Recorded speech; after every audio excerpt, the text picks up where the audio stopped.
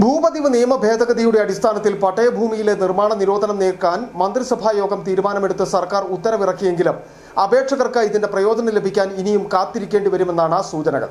തെരഞ്ഞെടുപ്പ് പെരുമാറ്റച്ചട്ടം നീങ്ങിയതിനു ശേഷമായിരിക്കും പട്ടയഭൂമിയിലെ പുതിയ നിർമ്മാണങ്ങൾക്ക് റവന്യൂ വകുപ്പ് അനുമതി നൽകി തുടങ്ങുക. ഭൂപതിവ് നിയമ ഭേദഗതിയുടെ അടിസ്ഥാനത്തിൽ പട്ടയഭൂമിയിലെ നിർമ്മാണ നിരോധനം നീക്കാൻ മന്ത്രിസഭാ യോഗം തീരുമാനമെടുക്കുകയും സർക്കാർ ഉത്തരവിറക്കുകയും ചെയ്തെങ്കിലും അപേക്ഷകർക്ക് ഇതിന്റെ പ്രയോജനം ലഭിക്കാൻ ഇനിയും കാത്തിരിക്കേണ്ടി വരുമെന്നാണ് സൂചന.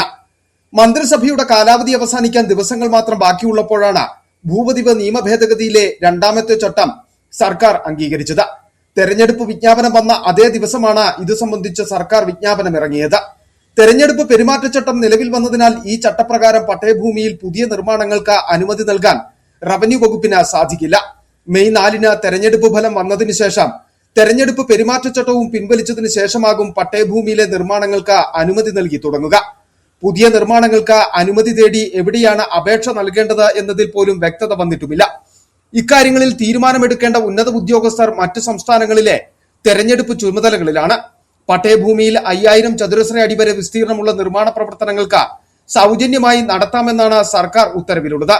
10000 ചതുരശ്ര അടി വരെ വിസ്തീർണമുള്ള നിർമ്മാണങ്ങൾക്ക് ഭൂമിയുടെ ന്യായവിലയുടെ 1%, അതിനു മുകളിലുള്ള നിർമ്മാണങ്ങൾക്ക് 2% ഫീസ് ഈടാക്കും.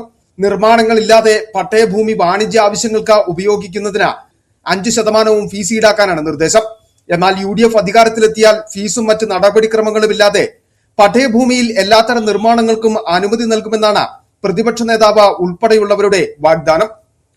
News desk city vision.